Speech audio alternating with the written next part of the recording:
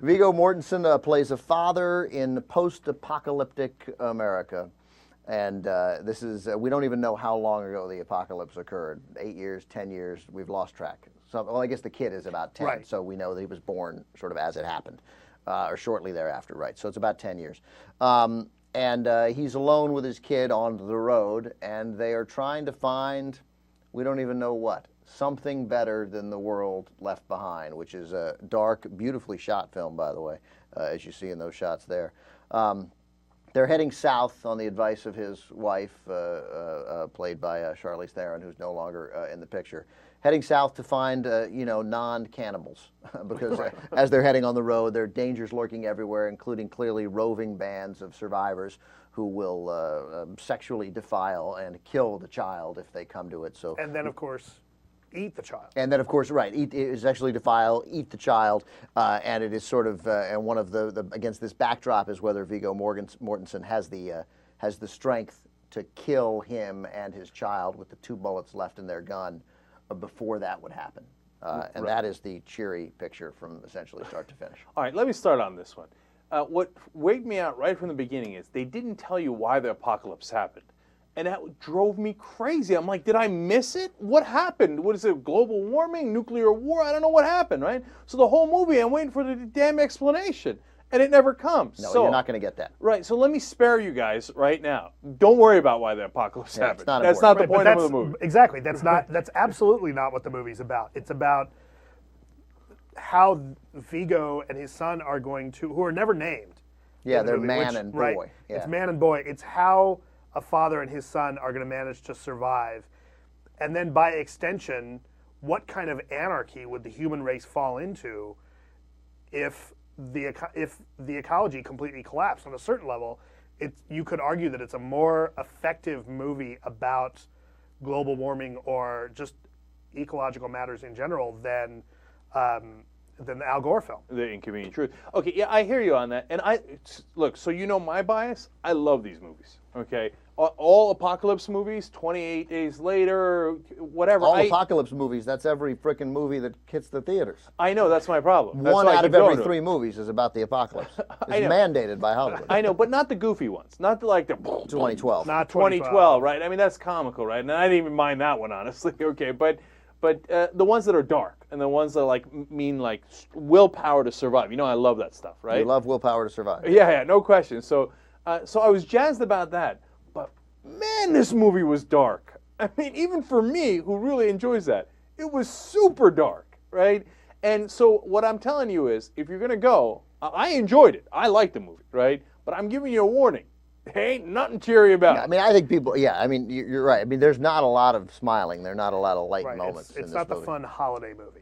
No, it's, I'm going to butcher his name, but it bears mentioning, and I mentioned that it's well shot, and maybe Matt, you know, Jack, I know you don't know how to pronounce it. Is it Tata? Javier Aguirre Sarobe is the cinematographer, and I will say, I don't predict Oscar stuff. I don't know. I don't know how to bet sports. I don't know anything that's going to happen in the future.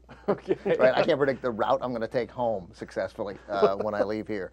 But it seems like if you're going to give nominations for DP in a movie, for shooting a movie, for cinematography, that this guy deserves it. It's beautiful, and I seldom even take note of that in a film. But I thought it was really exceptionally well shot. Yeah, I agree. This movie is bleak and oppressive in a way that I had not seen in a long, long time. You really do feel, okay, so if the sky was clouded with ash, this is how it would look. The way it's shot lends such a hopelessness to the situation, and the desperation. It's powerful. Exactly, and the desperation in the father trying to maintain the fiction of hope for his son.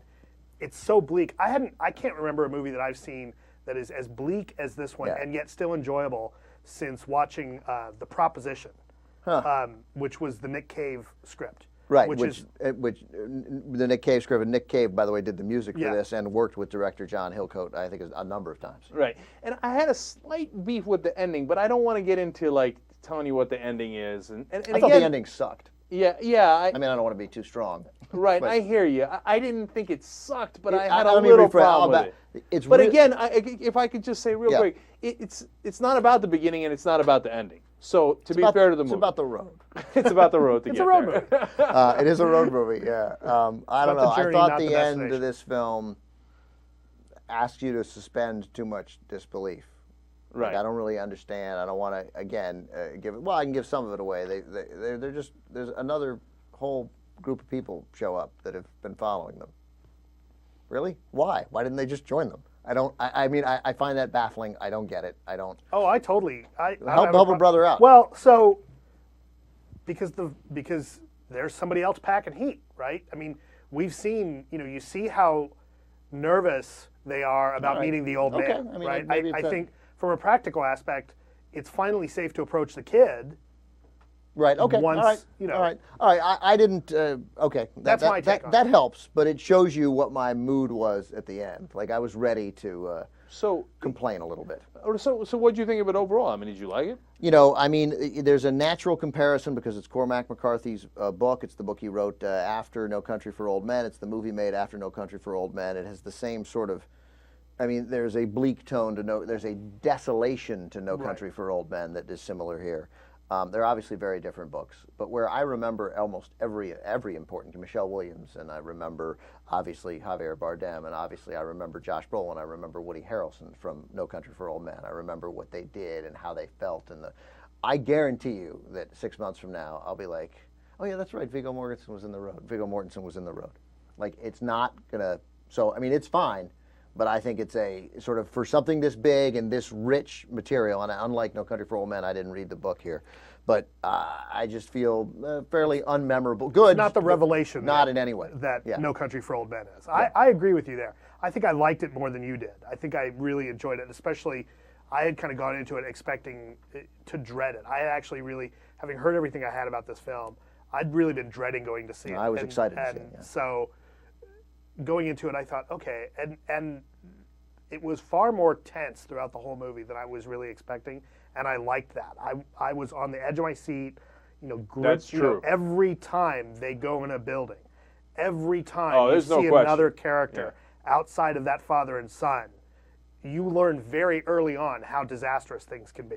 Yeah, yeah. I mean, you can't argue that you weren't on the edge of your seat. I And- mean, and- throughout. I mean, you're like, no, don't go there, don't go And there. so much more effective than any horror movie that I've seen in the last couple Oh, of years. definitely. I like this genre a million times better Or than if the not horror any, movies. then at least anyone that I comes loved, to mind.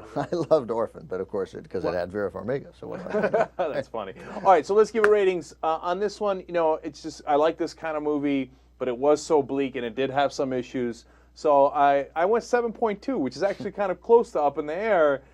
Maybe it shouldn't be. Maybe Up in the Air is much better, but I since I like these kind of movies, I went 7.2 on it.